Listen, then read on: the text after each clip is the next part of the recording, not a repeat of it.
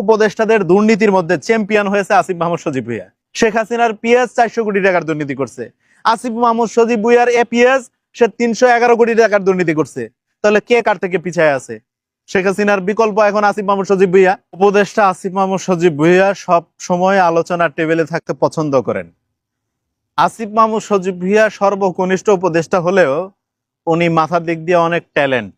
সেই জন্য আপনারা দেখেছেন আজকে গণমাধ্যমে ঢালাওভাবে নিউজ হয়েছে, উপদেষ্টাদের দুর্নীতির মধ্যে চ্যাম্পিয়ন হয়েছে আসিফ মাহমুদ সজীব ভুঁইয়া, প্রথম স্থান অধিকার করেছে। আমাদের ছোট ভাই, সবাই দোয়া করবেন আসিফ মাহমুদ সজীব ভুঁইয়ার জন্য। সে দুর্নীতিতে চ্যাম্পিয়ন হয়েছেন, প্রথম স্থান অধিকার করেছেন।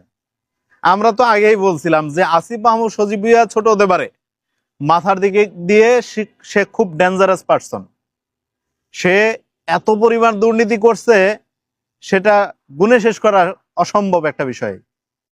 17 মাসে যা দুর্নীতি করতে পারছে শেখ হাসিনারেও তারা হার মানাইছে। আমি আবার বলছি, আসিফ মাহমুদের দুর্নীতি 17 মাসে শেখ হাসিনাকেও হার মানাইছে, আওয়ামী লীগকেও হার মানাইছে। উপদেষ্টাদের দুর্নীতি প্রত্যেকটা দুদকের তদন্ত করা উচিত, বিশেষ করে আসিফ মাহমুদ সজীব ভুঁইয়ার তদন্ত আরো জোরালো ভাবে করা উচিত।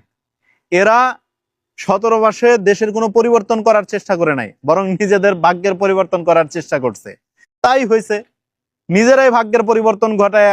যারা একসময় নীলা মার্কেটে হাঁস খুঁজতো, ক্যান্টিনে ভাত খাইতো, তারা ওয়েস্টার্নে এখন বসে বসে লাঞ্চ করে, ডিনার করে, সেহরি খায়, ইফতার খায়, তারা এখন করছে। এই হলো তাদের অবস্থা। যে বাসা ভাড়া দিয়ে থাকতে পারতো না, হলের এক কোণে পড়ে থাকতো, সে এখন গুলশান বনানীতে ফ্ল্যাট কিনে সেখানে থাকে। সে নাকি এখন ব্যবসায়ী। হান্নান মাসুদের কথা বলছি। এরা রাতারাতি কোটিপতি বনে গেছে, 17 মাসে কোটিপতি বনে গেছে। এদের ভাগ্যের পরিবর্তন হয়েছে। এরা কি পরিমাণ দুর্নীতি করছে। সার্জিস আলম শ্বশুর কোটায় তার শ্বশুরকে বিচারপতি করেছেন। এরা এত দুর্নীতিবাজ। আজকে বাংলাদেশে চ্যাম্পিয়নের ট্রফিটা জিতে নিলেন দুর্নীতির। যদি নোবেল দেওয়া হইতো আমার মনে হয় আসিফ মাহমুদ সজীব ভুঁইয়া পাইতো। শেখ হাসিনার পরের স্থান যদি কেউ গ্রহণ করতে পারে সেটা আসিফ মাহমুদ সজীব ভুঁইয়া করছে। আওয়ামী লীগ ক্ষমতায় থাকা অবস্থায় বলছে না পরবর্তী শেখ হাসিনার বিকল্প কে? শেখ হাসিনার বিকল্প হলো আসিফ মাহমুদ সজীব ভুঁইয়া। কারণ শেখ হাসিনা যেরকম দুর্নীতি করছে সেম একই কোয়ালিটির দুর্নীতি আসিফ মাহমুদ সজীব ভুঁইয়া করছে। শেখ হাসিনার পিএস 400 কোটি টাকার দুর্নীতি করছে, আসিফ মাহমুদ সজীব ভুঁইয়ার এপিএস সে 311 কোটি টাকার দুর্নীতি করছে। তাহলে কে কার থেকে পিছায় আছে? শেখ হাসিনার বিকল্প এখন আসিফ মাহমুদ সজীব ভুঁইয়া। তাই তো হয়েছে। তাই এই দুর্নীতিবাজরা এখন আবার স্বপ্ন দেখে একবার উপদেষ্টার চেয়ারে বসা সেখান থেকে লুটপাট করছে, খাইছে, এখন আবার সিটি কর্পোরেশনের মেয়র হইতে চায়, সেখান থেকে নির্বাচন করে সেখান থেকে আবার দুর্নীতি করতে চায়। আমি বলতে চাই যে এই দুর্নীতিবাজদেরকে ঠেকাতে হবে, না হলে দেশ ভালো চলবে না।